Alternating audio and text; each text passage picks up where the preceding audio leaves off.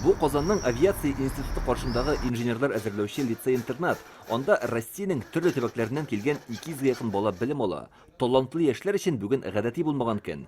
Стрижи төркеменә багышлап менә шундый очкыч та ясаганнар. Хәрби самолетлар алар мөмкин дә иң авыр техника булып санала. Бигрәк инде менә бу пилотажный группа, алар белән аралашу, сөйләшү, аларның фикерләрен белү бик мөһим, бик кызык вакыйга булып күренә. Менә ул атаклы Стрижи төркеме очучыларның әлеге уку йорты белән танышуы очраклы гына түгел. Бу лицейда булачак авиация инженерлары белем ала. Алар кунакларга үзләренең хезмәтләрен тәкъдим итте.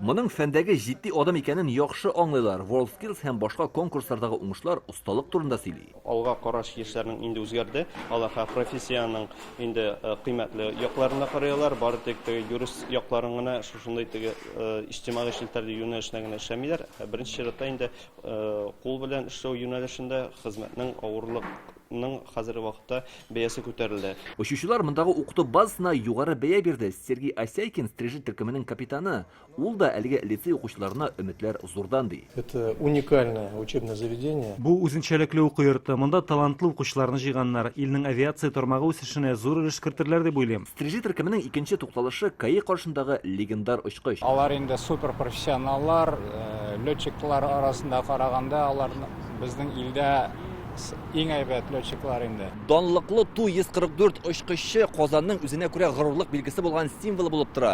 Бүгенге вакытта ул музей вазифасын башкара. Инде бүген Казанга килгән данлыклы Стрижи командасы әлеге экспонат белән танышмыйча кала алмады. Күргәнебезчә, алар бик теләп аның канатында фотога төшәләр. Инде бик тиздән атаклы команда һавада үзләренең осталыкларын күрсәтәчәк. Ту-144нең ишенә әлегә бөтен кешене дә кертмиләр. Бу очракта кунаклар искәрмә. Югары тизлектәге очкычларда йөрүчеләр әлеге техниканы зур казаныш дип атай. Этот самолет — это вершина производственной мощности. Бу очкычка карагач Советлар Союзының сәнәгатьтәге куәтен күрәсең һәм горурланып барлыкка килә. Хәзер мондай тавыш тизлегеннән дә җитезрәк оча торган пассажир лайнерлары дөньяда кулланылышта юк. Бу атнада 25 июль көнне пилотлар Казан өстенә күтәреләчәк. Алар күркәм гадәт буенча "Мин күкне сайлыйм" дигән авиация тамашасында катнашырга җыена. Ул шимбә көнне 15 сәгатьтә башлана. Илдар Сафиуллин, Ринат Сафин, Яңа Гасыр каналы. Көтелмәгән кунак көттереп кенә интернет челтәрләренә дә килеп җитте.